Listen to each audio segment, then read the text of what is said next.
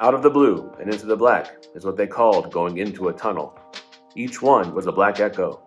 Nothing but death in there, but still, they went. That's Michael Connelly, and that line captures everything about how I approach crime fiction. Welcome to Fireside Writer. I'm TJ Stecker. Today, let's write like Michael Connelly.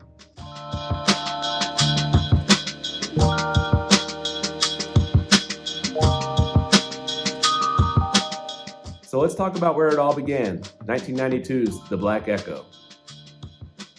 In Connelly's 1992 debut, there was a body found in a drainage pipe. It looks like an overdose, but Bosch recognizes the victim.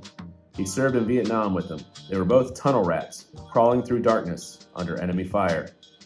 Now the guy's dead, and something just doesn't sit right. So what makes The Black Echo work? Well, it's weaving the past with the present. The themes of Vietnam, struggling to survive there, and Harry Bosch's mission in LA.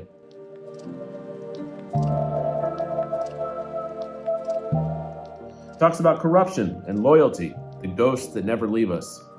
And it combines a heist plot with a police procedural. It's told the only way a confident veteran writer can. Even though it was Michael Connelly's debut, he writes like a veteran writer, because he was. He was a police beat reporter for the LA Times for several years before he started writing books. He understands the investigation and how it comes together and what the police need to do to solve the crime. He expertly weaves it together in a narrative that's both engaging and informative.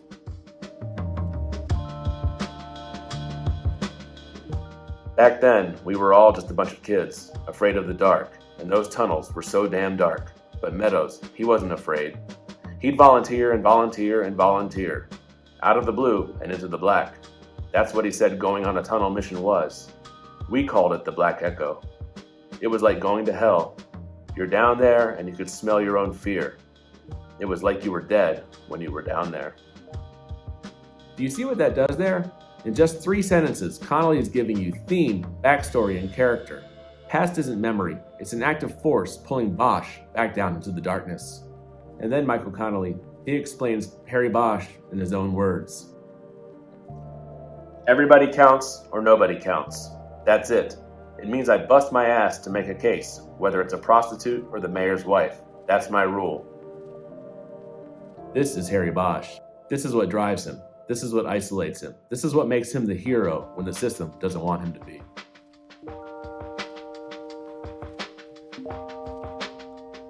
And it's not just character with Connelly. He's a master at the setting. LA becomes a live, breathing place. The setting sun burned the sky pink and orange in the same bright hues as surfers' bathing suits. It was beautiful deception, Bosch thought, as he drove north on the Hollywood freeway to home. Sunsets did that here.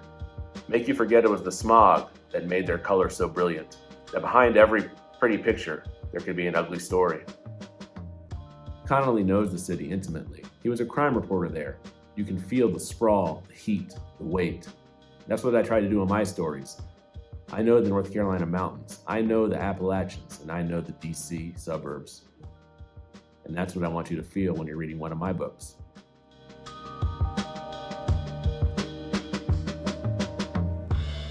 So just like I draw on my own experiences to inform my writing, my naval aviation, my DC attorney background, Michael Connelly, he does the same.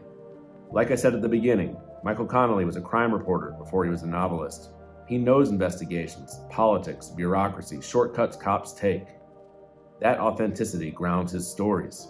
It makes you feel and trust everything else he tells you. Bosch has demons. He's been through hell, but he's not broken. He keeps going. He keeps fighting. He's not the perfect hero. He's the one who gets knocked down and gets back up.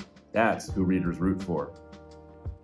So how does Michael Connelly influence my writing? Well, I like to think about structure the way he does. He gives you an early mystery and he gets you invested, and then he slowly peels back the layers. And that's what I try to do. Every chapter raises the stakes. The reader feels present with his characters, chasing leads and making mistakes, getting closer and closer. I like his dialogue too. His characters talk like real people. They don't always say what they mean. They deflect, dodge, and lie. What they don't say matters more than what they do. Subtext creates tension. My biggest takeaway from Connelly is that the case in the story has to matter, not just to the detective, but to the reader. It has to have weight. It has to have emotional depth. It can't just be a whodunit, or else the reader is not going to be invested. The story has to be about more than just solving a crime.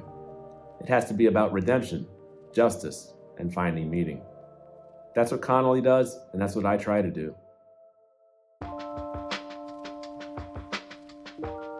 So what is the Michael Connelly legacy? He's one of the few writers out there, still going strong after 30 years, putting out quality writing, quality books, quality novels. Some are masterpieces, some are good, most are great.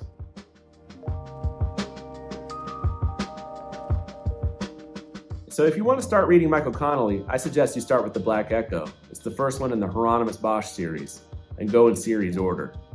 There's other series you can read too. The Lincoln Lawyer books are great, and they tie into the Harry Bosch universe. And so do his other stories, his other books, his other characters. They're all in the same universe, and I really find that appealing to completing a series. For writers out there, Connelly is your blueprint for structure, for pacing, for depth, for character development, and for dialogue. His tension building and his payoff is why he's been at the top for the last 3 decades and still going strong.